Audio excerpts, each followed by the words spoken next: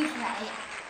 Cuando uno habla de Israel, lo primero que se me viene a la mente es, oye, pero Israel sí era boba, no decir bruta, porque tú te pones a ver, Israel fue testigo de cosas tan maravillosas como por ejemplo que se abrió el Mar Rojo, que de una piedra salía agua, que llovía maná del cielo para comer, que en la noche una columna de fuego los alumbraba el camino.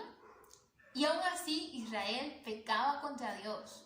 Una y otra vez blasfemaban contra Dios, murmuraban contra Moisés, de sus prendas hicieron ídolos para adorarles. Entonces uno dice, wow, Israel de verdad que no aprendió nada. Sin embargo, Dios había escogido a Israel para ser su nación, su especial tesoro. ¿Pero por qué Dios? Dios no había escogido a Israel por lo bueno que era Israel. De hecho, Dios sabe que ninguna nación de la tierra es lo suficientemente buena para ser nombrado especial tesoro por Dios. Sin embargo, Dios escogió a Israel a pesar de lo malo que había hecho y lo malo que iba probablemente a seguir haciendo Israel.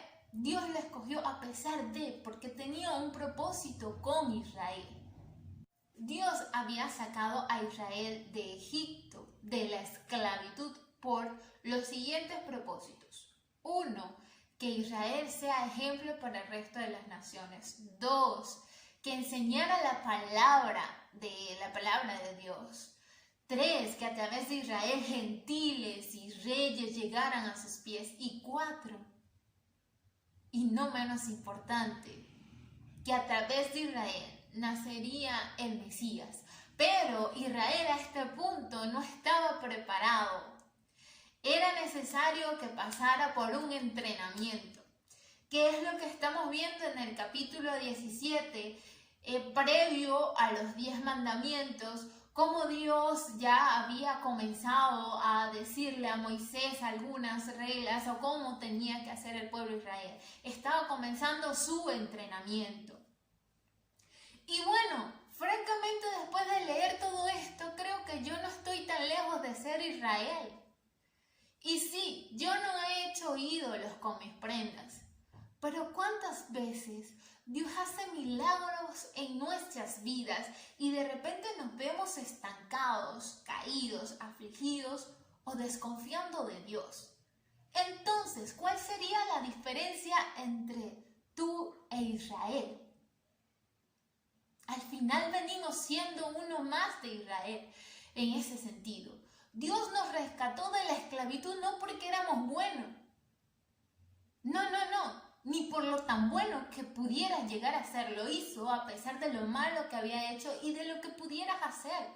Porque Dios conoce que somos humanos y que a veces caemos. Pero aún así Dios cumple su plan en nosotros. Solamente necesitamos confiar, necesitamos perseverar, necesitamos avanzar, necesitamos agarrarnos de su palabra, reconocer que somos humanos, reconocer que somos un israelita, que pecamos, que desconfiamos, que nos caemos.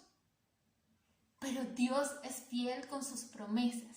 Y si Él dijo que te iba a cuidar y te iba a bendecir, lo va a hacer, aún en medio de una pandemia, aún en medio de una dificultad, aún en medio de la situación, aún en medio de la escasez, Dios te va a bendecir porque lo prometió.